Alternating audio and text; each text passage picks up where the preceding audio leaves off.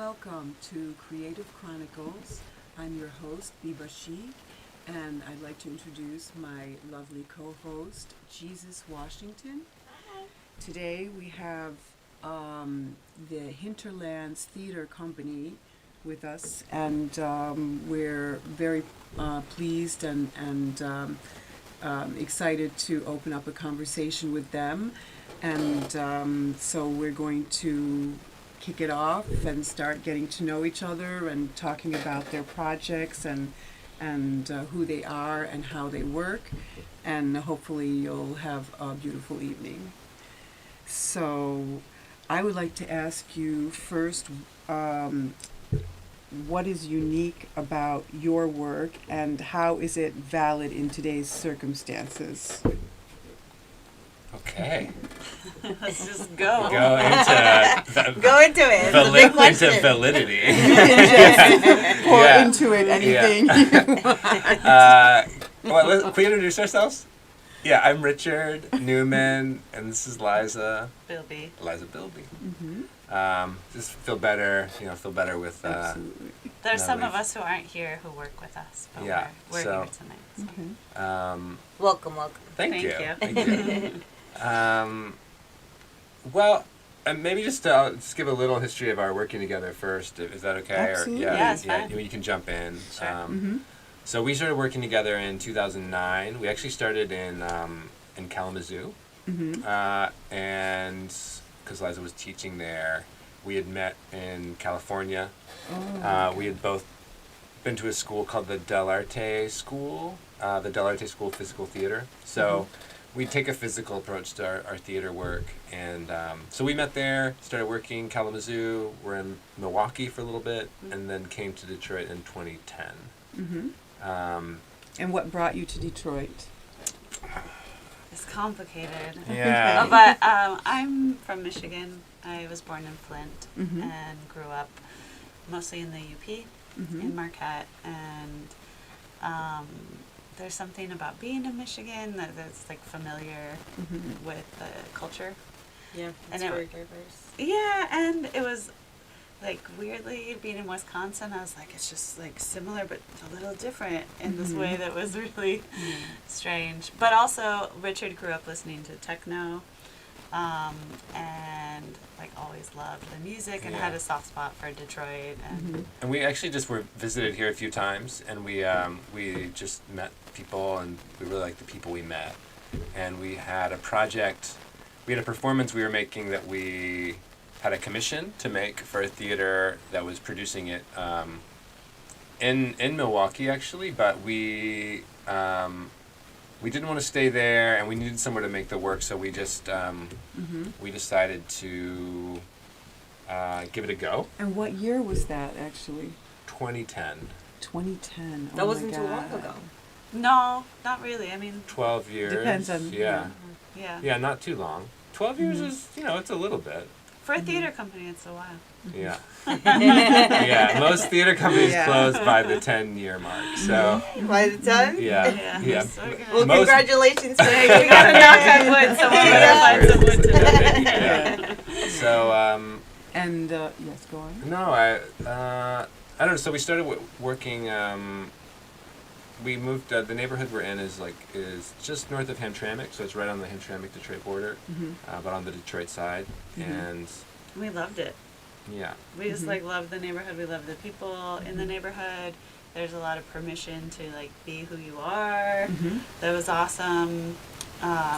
Did you guys search that particular spot before you went there? It was like an it was like my ex-girlfriend's childhood best friend's ex-boyfriend. high school boyfriend knew somebody That's a big with list. a place knew somebody with a place for rent, Uh-huh. and we were like, okay. And then it ended up being on the same block as these artists that we had really admired and had tried Oh to my get in God. touch with, Mhm, and like they didn't return our emails. Because they So- had a lot of press, and so like they were. So is this project called Powerhouse Productions, which Uh-huh. they were working in different houses during the foreclosure crisis to try to keep these houses from getting scrapped, and also trying to work with artists and community members to activate these houses in different ways. So we were like really excited about what they were doing. It turned out to be the house was right across from the powerhouse, which was their like first project. So we're like, this is great, and we started working with them, and that was 2011 when we started working with them, and then slowly we started working on a space with them in our neighborhood, which was like right. Just like right next door to where we were living, actually. So, and that space is called Playhouse. Playhouse? Playhouse, And what's yeah. the address of it? It is 12657 Moran Street. And it is a house that has been converted into a performance space. So it looks like a normal house on the outside, and then you walk in and it's completely open on the inside, up to the seal, the roof basically. So it's like 24 feet, just open, sort of cathedral-like. So it's really beautiful. Yes, Must have when I nice Googled acoustic. Yeah. Yeah. I Yeah. was completely shocked when I Googled it. I'm like, a studio in Detroit where artists can come and, create, and, it's just, it's something unheard of. Especially like something new in Detroit, you know what I mean? And to come in and to bring this type of talent and to encourage the community to do this. Yeah. That's a big step. Yeah, I mean, so we have, there's a Bengali music, because the neighborhood has a large Bengali population. Oh, okay. So there's Bongo School of Music. Wow. That's cool. Liza started working with, In 2011. 2011. To learn, Yeah. they work on language and classical Bengali and more modern Bengali songs, but like a lot of the songs of Tagore and Nasrul Islam, some of these like older songs. Anyways, so they're in residence in the space, we're in residence in the space, and it's things have just kind of unfolded from Wonderful. there. So I'd like to know what happens like when you're meeting with these musicians, right? Yeah. So I'd like to know how you would describe your work. Like I feel like from what you're saying, it's almost could be like very like not ceremonial, but like it has a different feel to it than what you would normally. I would talk about it as like holistic, and our work in Detroit has been very holistic. So we move into this neighborhood, we're by an architect, like an incredible architect and designer. And in this encounter with them and the people they know and the people they've brought into the neighborhood, things start to change for us. So like we start working on this space, and then we're thinking about design in a different way, and that's impacting our work. We're involved with Bongo School of Music, and there's, like, we're very different, but the kinds of events that we start to build together are, like, we're doing events that are different than the kind of events we would hold.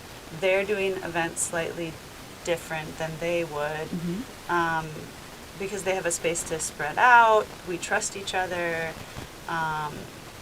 There's like melding of different communities. So a lot of people who come to see our work have gone to see like a Bangla School of Music concert, which sometimes it's all in Bangla, like the whole event, and for me, that's really important to have people be in events in languages that they don't speak. I think that's like an amazing thing for.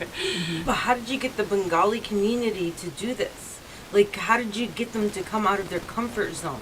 Well, they were at the school that was already functioning, like was already happening. So we just invited them to have a class there in our space. I think people are really open. I mean, Really? honestly, like I think if you meet people and are like, you can just be yourself Yes.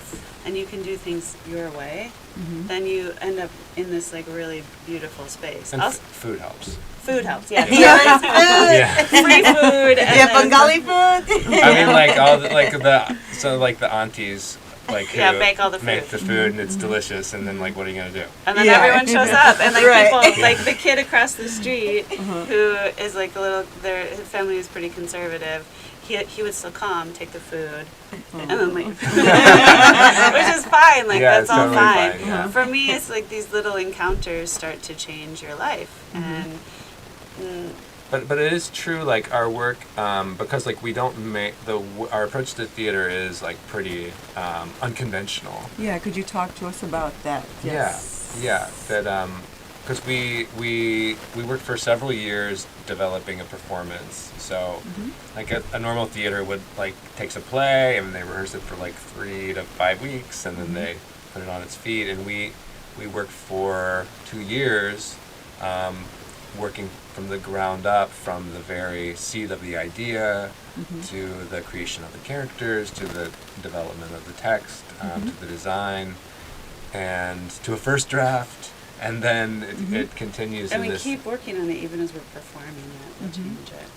And As you performing, you'll change it. not like Not not the the day- night of a performance, but like Right. in between this show in this town and this show in this. Because we also tour the work, so we make it in our space, and then we'll tour it nationally or sometimes internationally.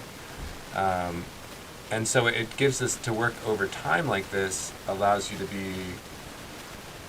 one to be responsive to say if things in the world, you're talking about whether something's relevant now or in what way.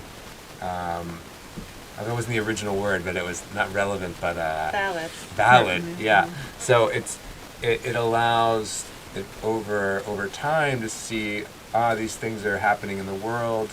Like maybe this is something we need to address in the work, and the work can change in some way. Like I can give an example for this. So we started work on this piece that Richard had an idea for a long time, about looking at myths of the West, like the American West, the Wild West, right?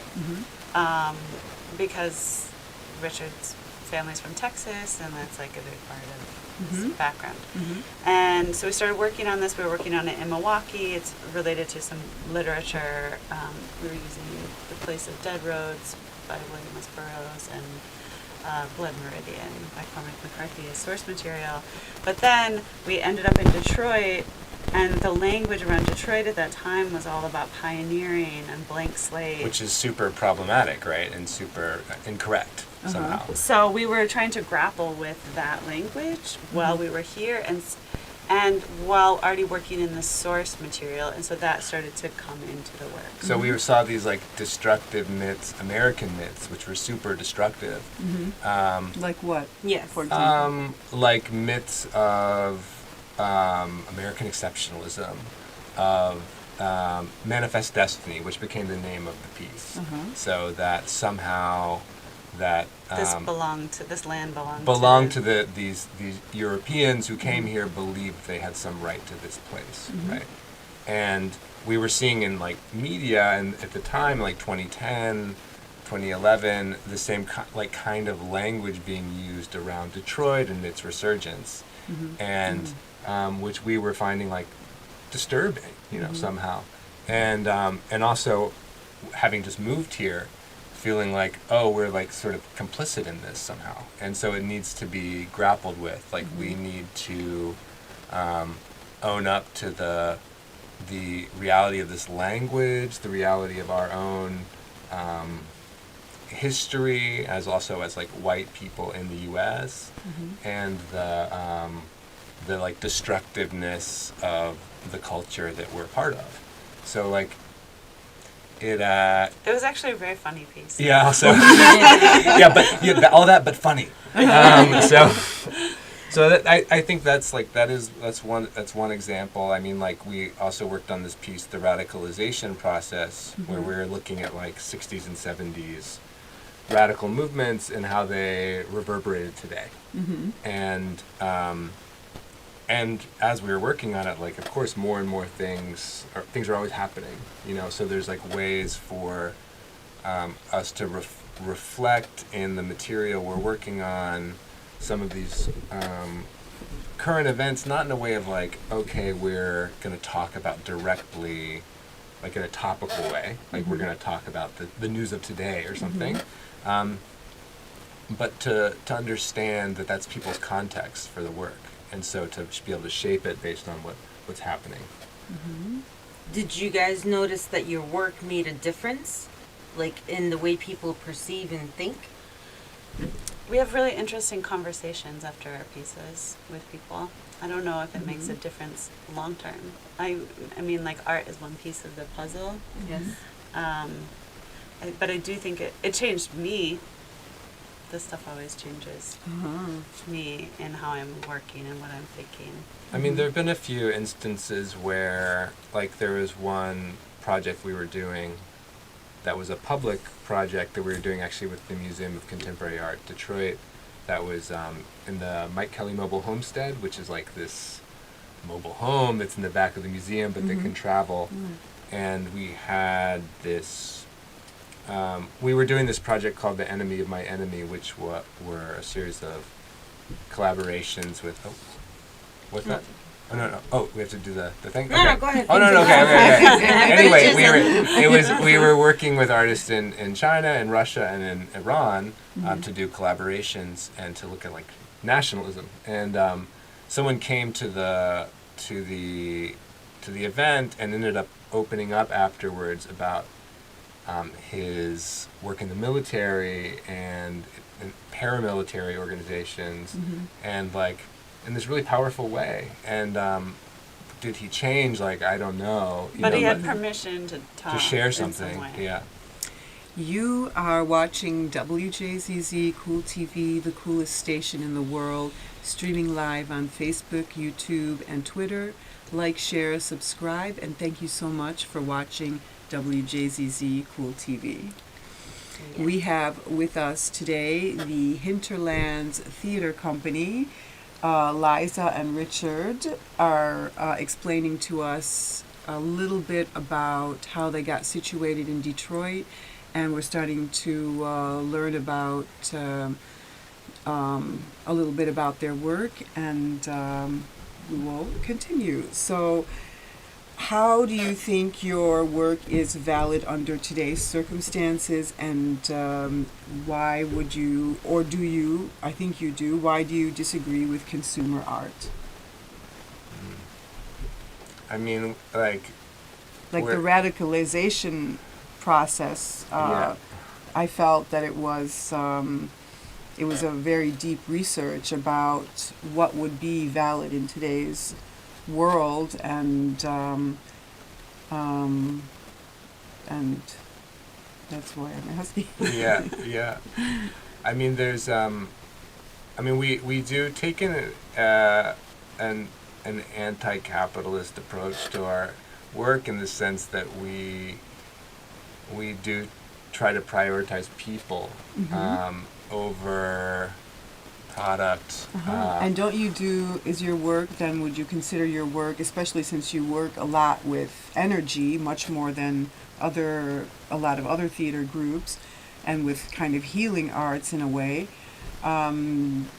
you prioritize people, but I think, don't you also kind of, isn't it sort of a research about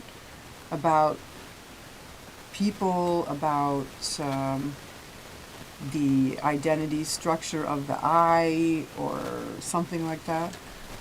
Yeah, totally. Yeah. I mean, it is all research, and there's so much waste in research. And we are a laboratory theater, and what that means is we have experiments, we have questions, and we try things to answer these questions, or we engage with these questions. Sometimes things don't work. Sometimes, and that's okay, because that's what happens in a laboratory. And it is, like, how we spend our day is probably really different than how a lot of people spend our day. How do you spend your day? Well, like today, do you want to talk about Yes, Yeah, sure. Yeah, I mean, so today we got up, we did we met, the four of us who are rehearsing, we met at 9:30 in the morning, we did a half hour of conditioning, physical conditioning together, and then went into physical work and singing, where we were working with an ancient folk dance from the British Isles, and with this maypole song, essentially. Singing it constantly for an hour and a half. With And this dance? With this specific dance. and then eventually improvising in some ways based on this dance. And This is part of the research of one of the team members on this project, who's particularly interested in these like ancient animals that are still used in the UK and other places too, but that are like visiting festivals. You know, where you have a stick horse, a hobby horse, or these sort of different animal creatures, and you go to someone's house, and the animal, it's an excuse to like wreck the house and to be like to be naughty, and then they give you money and drinks, and then you move on to the next house, and everyone sings. So it's like from this tradition that still exists, and one of our team members is doing this research. So we're experimenting with this research. Then we had lunch, and then we had rehearsal where we're like working with a physical metaphor that relates to whiteness, because this relates to the project we're working on now, and it was this physical metaphor that I had developed, and so we're like working in this physical vocabulary for a while, and then we did some character-driven work looking at something else someone had proposed the previous day. Yeah, so we did a little bit of admin at like 5 p.m. So so it's like that we do I mean, it's like a Monday morning, and we're it's strange. Trance dance time. Basically, yeah. So there is an element of like, okay, we're working on ourselves through this, and that we have before COVID, we had regular open sessions where anyone could come and do our practice with us. Like every month, we would do these, and we had almost weekly singing sessions for several years too, where people came and sang in the space. The community? Yeah, anyone could come. Any age. Any age, Wow. yeah. And these workshops and trainings we also did in lots of other places. So it's a way for people to engage with this part of the process. But you don't have to be a theater maker. You don't have to have any experience. It's kind of better if you're not, because then you don't have ideas about what theaters should be. Yeah. So of course, like the last 2 years, like a lot of people, it's been, things have closed in a lot for us, of course. But we're starting to open back up again, because that was a really important part of the process for us, actually. And we're realizing like that part of people coming in and participating was really important. And I think there is, like, I wouldn't go so far as to talk about myself as in a healing capacity, I don't know if that's really my training, but what is healing, I think, is to work on oneself over time, and we can provide opportunities for people to do that in different ways through these ways of working. And to externalize things that we hold inside, I think is actually really huge. To be able, if you're like, I am a twisted person, or if you say this about yourself, I'm not don't say this about myself, I'm just thinking of something easy. I have my own baggage. Or like, I have baggage. Okay, what does that mean? If you externalize it and you're carrying all these bags and you work with bags and a ton of bags and you have all these suitcases, there's something that's freeing about that, of like, oh, this is what it really feels like to have baggage. Do I have baggage? Can I put the bags down? What can I do with this baggage that I have? And then this process of like, okay, identifying a metaphor about myself, whether, okay, I have baggage, or maybe I'm off balance. I feel like I'm really off balance right now. Well, why don't I really put myself off balance? See what it is to really work with my balance in this way. And that can be the starting point for a character or for a scene that is rooted in something true about the self. And then that can be contextualized in terms of a performance and everything else. But first starting with something that comes from a personal question. Well, that comes to the next question, since we're Oh. on the topic. How would you describe yourselves as artists? Yeah. How would you describe yourself? I mean, I am a trained actor, and I trained a long time as an actor. I'm also a director, and I'm a musician. Yeah, as my, which started smaller and has grown. So I think those are the ways that I would describe myself primarily. I'm an actor creator, and other things too. I mean, we've gotten engaged in what's called public practice or social practice, but it's kind of uncomfortable words for me to use because I don't totally own it.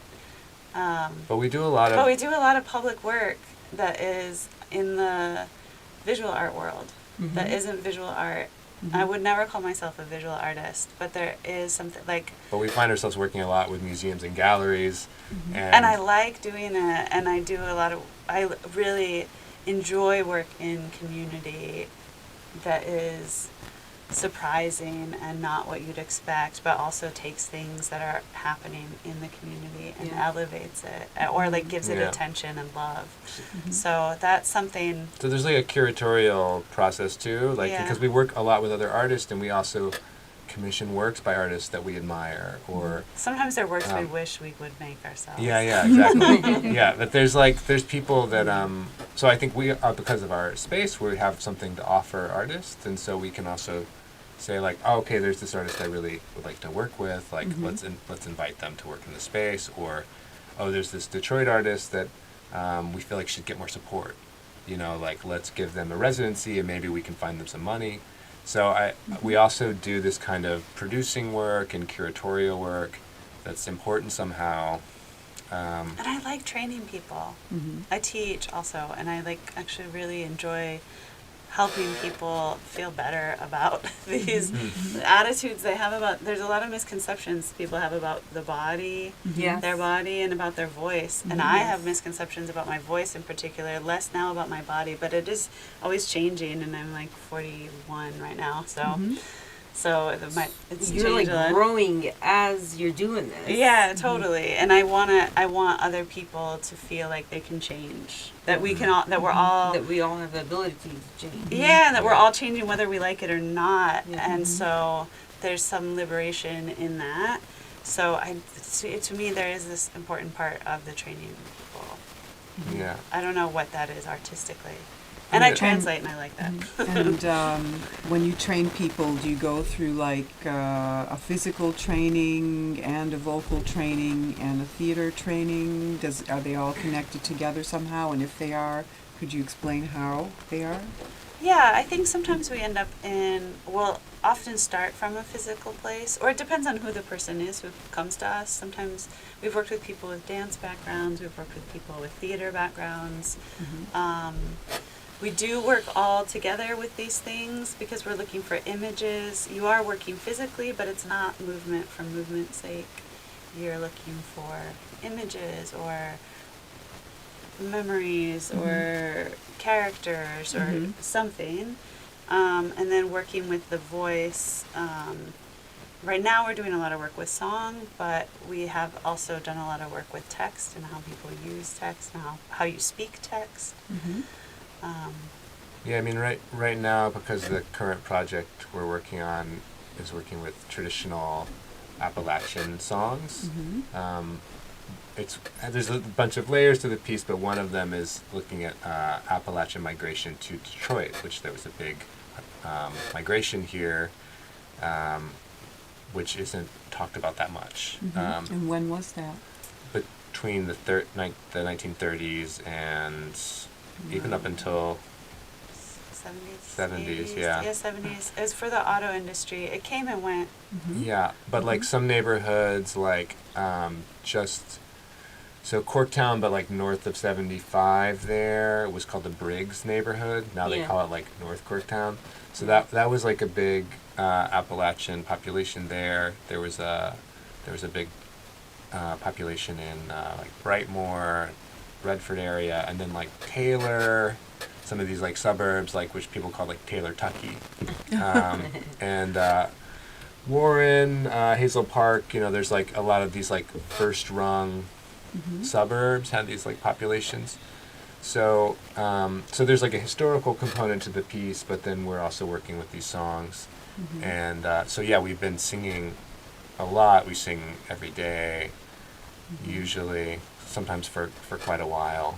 And your background in theater, you said, comes from the Dell'Arte School in California, which is what kind of in case there are any actors out there Yeah, yeah. listening and watching, what kind of techniques are they? Because they're pretty different than the usual American theater. Yeah, it's true. And that's only like one part of two of our training. But Oh, yes. an important part, yeah. Yes. They come out of a European like tradition of working with mask and clown and commedia dell'arte. So these traditional forms that's out of the Lecoq School, which is in France, and then some other bunch of other teachers too. So they're working with these kind of larger forms. So as a way of understanding things about theater and the actor. How theater's made, and Yeah. everything you do there is stuff you make yourself, which So you is make great. you make a piece every week. Yeah, every week you're making something. Which, so if you want to learn how to make something, it's a great way to do it because they just throw you in. And it's gonna, some of it's gonna be bad. Like if you make something every week, like it's not all gonna be good, right? So And it's just like random. No, you have an assignment. very specific Okay. assignments. It's kind of like I was hearing recently about there's I forget the name of the ceramicist, but there was a famous ceramics teacher who had all of his students, his first year students. He had half of the students. He said he was going to grade them on the quality of one pot, of their best pot. And then the other student, half the class, he was going to just judge on the number of pieces they produced. So sheer quantity. And the ones that he asked to he judged on quantity actually ended up making better pots Oh my than the goodness. ones he had judged on quality. Because the ones on quality were obsessing about how to get this thing right, and the ones who were doing quantity just made a bunch of pots and learned how by doing it and just repeating it. So I think there's something really valuable about that. I think for beginning students of anything, but for actors, for creators, to just make a bunch of stuff and just accept like it's gonna be bad, you know, like like at least as bad and much bad stuff as good stuff. Yes. Um, We're going to take a commercial okay. break and then we will continue. You are watching Creative Chronicles live streaming on Facebook, YouTube, Twitch, Twitter, and all top social media platforms. Make sure you like and follow, share, subscribe, and thank you for watching WJZZ, the coolest TV in the nation. And we will continue with the conversation. I wanted to ask you about the techniques that you use, and I've noticed that they're extremely different. And when I was talking to people, you were telling me like, oh, you guys use energy work to do the.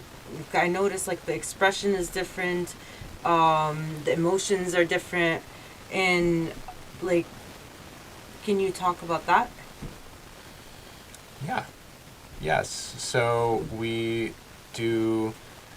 You know, I don't say energy work personally, but I don't think it's wrong either. The description.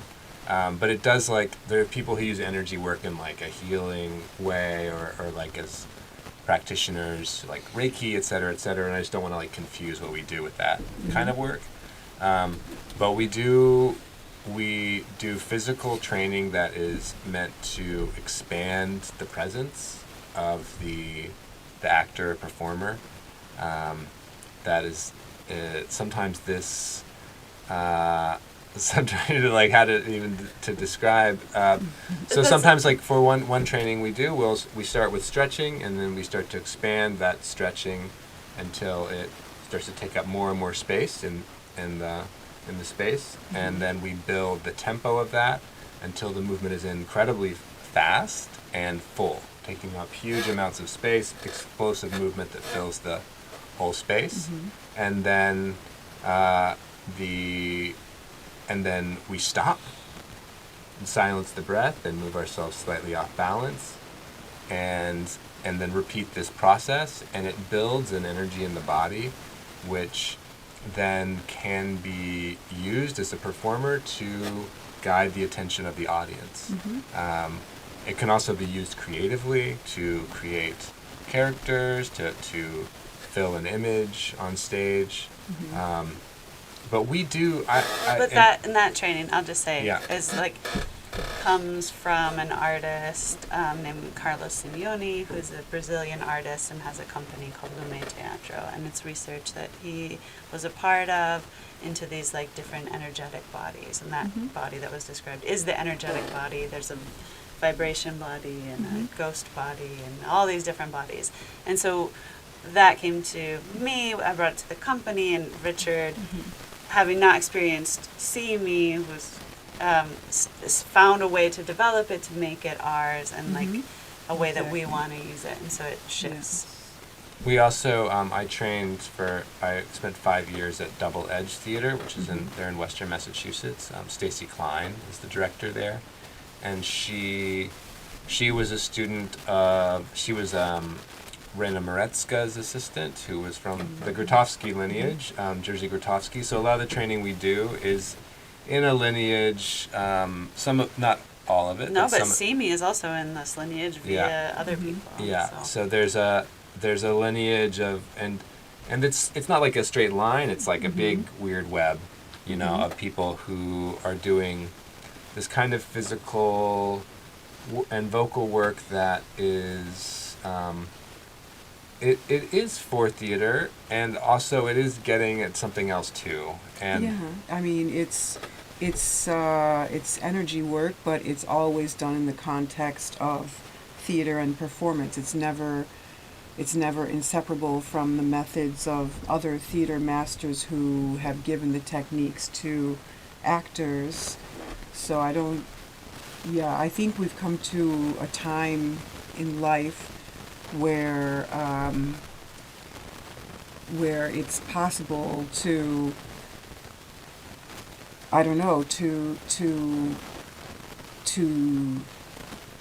acknowledge these healing abilities, and we need them now because we're passing on a world to the next generation that's extremely imbalanced, and they have to find a way to not let it die. And I think even I've seen gurus like 15 years ago be very, very finding it gut-wrenching when other people are teaching yoga who have not been enlightened through the process of yoga, for example, etc. But now that time has passed, I think even I see them are they think it's better that it's being, spread, even if it's not in its most, balanced, good form. It's still, it's still giving something that's necessary. Yeah. And I mean, think about singing, right? Singing was also the idea that somehow you have to be a great singer to get something out of singing is just not true, right? Singing as a practice can open up so much for a person, and energetically, yes, but the vibrations of the voice, they just feels good to sing. You sing and you like feel it in your body, and it's like, oh, this feels good, and I feel better if I sing than if I don't sing, and I think that can be done on any level. And I just flashed on something, but it does have to do with healing, but maybe it's a way of giving an example to certain people that by opening the breath, and with what happens when you sing and you open the breathing channels in your body, is what even doctors say is a way of preventing cancer. That cancer arises because also these breathing channels are shut, and then there are some kind of chemical transformations. So, I mean, it is very healing also because frequencies and sounds are affect us in many different ways, and generating energy is, it's when the voice comes out, it is this energy that's coming upward. It's not just a mechanical thing that's happening with the diaphragm, and the impulse to action is the same impulse to singing as well. So I think there was a time when these were united, and then they became separated, like a lot of things. Yeah, and this is a bit of why we take what Liza mentioned, this holistic approach, and with the idea of something that's a whole, and that we are somehow whole human beings. Yes. And Yeah. so that that we don't have to break ourselves into parts.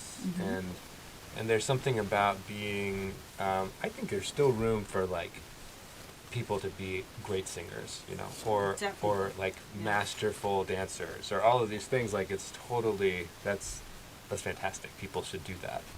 But there is something too about just doing it that is that's important for people. I wanted to ask you, how do you bring the characters to life? Liza is the master of character work. Yes. I don't know if that's true, but I like it. I feel like if I don't have a zany character, after a couple of years, I'll like find a way to put one in. I think this comes from this Lecoq-based training, and also I trained in traditional Chinese performance for 3 years. Didn't you go to China and train there? I did. I enrolled in a middle school when I was 22. Oh And my I was God. like, Well, because that's when you start studying the traditional opera form. Wait, yes, you were 22 and was middle school there? well, my classmates were like aged 8 to, the second class was 8 to 18, that, which 18 was like very old for the starting off, and I was 22. Yeah, so, but there's a lot of work with, Liza's committed. Yeah. I didn't know what to do after undergrad. So that's what I did. But You went back in time. I went back in time. It was such a, yeah, that's like, if I ever read a book, I would write about that. And I'd have my classmates write with me, and write what they thought about me, which I think was like, that I was really strange. And how did you feel when you were there? I think you felt I felt great out of somehow. place, but I felt good about what I was very curious, and everyone was so generous with me because I arrived at this point in time where it's a very traditional form, and this is the early 2000s, and it was really in trouble. Like, I was at the Sichuan Provincial Chuanju School. Chuanju is the name of the form, Sichuan opera. We call it opera, but the actual term is Chuanju. And there were no students. There were no students in the form. After the first year I got there, they graduated, and then they didn't get another class, and I was the only one, and people were like, who is that girl from the U.S. who is the only Chuanju student? It was useful for people to get more students in, and there was also like a lot of change of policy and increase in funding, but there was this period where people are like, oh, if we don't pass this is it. This is the moment that we were always afraid of, that this was going to end. Because it's an oral tradition. Yeah, it is oral tradition, and so I think that has been a very strong impact on me of like understanding how these different things that I've received from teachers are a part of an oral tradition. It's not about me. It can be about me. It's about me in this moment trying to do my best to develop the thing that I was given and take responsibility for it and then pass it on. And that it doesn't stop with me. It keeps going. So, I mean, in terms of character, the work in that form is, it's very strongly divided into these different kinds of archetypes. And you are that archetype or you're not. Like, this action fits in that archetype or it doesn't. And so that kind of rigidity or codification, or I guess that framework, was really powerful for me to tap into. And then the Lecoq training at Del Arte is also in this paradigm of it is or it isn't. And especially our teacher, Ronlyn Foreman, who is a mixed bag, but all right, Rodman, I love you. He would accept that. He's a hard man, but an He's incredible, a brilliant teacher. He is Yeah. just astonishing as a teacher. And Joan Shirley, who was another one of my teachers there, and Richards, and who recently passed away, were just like amazing at mask work and explaining how that a mask is a thing that you take on, and a character is also a mask. And so, which is kind of the opposite of the approach of Grotowski, but I think I think it's people working in the Grotowski lineage, but I think you can exist in that paradox of both things, that all these characters I create are myself, and I can accept that part of myself by externalizing it in this way that I'm externalizing these metaphors, these things that I'm struggling with. And in that way, I can meet it and fill it and deal with it on some level. But that's not for the audience. That's just me, For you. me personally, and maybe Richard. Because but at the same time, like when Liza works on the character, like she really does disappear somehow. Or when you're doing your best work, like that Liza is gone somehow, and this other person is there, and So the character takes over. but in a way that, at least for the audience, the character takes over. I think for Liza that maybe that's not true, but It's a part of you. And how do you feel about what do you think has happened to theater in the past decade or 2 decades? Do you think it's, I hate to say these words, but I've never asked anyone this, but do you think it's in danger of extinction? I don't really pay attention to theater, which is probably bad to work in theater and not really pay that attention. I do pay attention to contemporary performance, and I think some of our fixation on genre is part of if we can let go of the fixation on genre, I think it'll solve some problems we have around inequity in performing arts. That like a lot of times people get really stuck on text-driven theater and then have this inability to see anything that's coming from like African tradition or Middle Eastern tradition, because it's not recognized as theater, or of other kinds of traditions. And I think we will be much happier as a society and as a world if we're able to like talk about performance or story-based performance, or I guess like find some other way to talk about it, about what it is. that isn't that the word theater has an association for people about like, oh, I'm gonna go sit in this place, and I don't know, that we often don't use the word, and we actually don't have theater in our name. We're just the hinterlands. I accept that we make theater, but we don't tell anybody. Right. And so Except for when we're applying for a grant. yeah, and then we have to say we're doing theater, National Theater Project. We do make theater, we promise. Do you guys You are watching Creative Chronicles on WJZZ Cool TV, the coolest station in the world, streaming live on Facebook, YouTube, and Twitter. Like, subscribe, share, and thank you for watching WJZZ, the coolest station in the world. Make sure you like and subscribe, and make sure you leave a comment. So I do think that forms change, and that I think that's okay. And I do think traditional forms are really important also,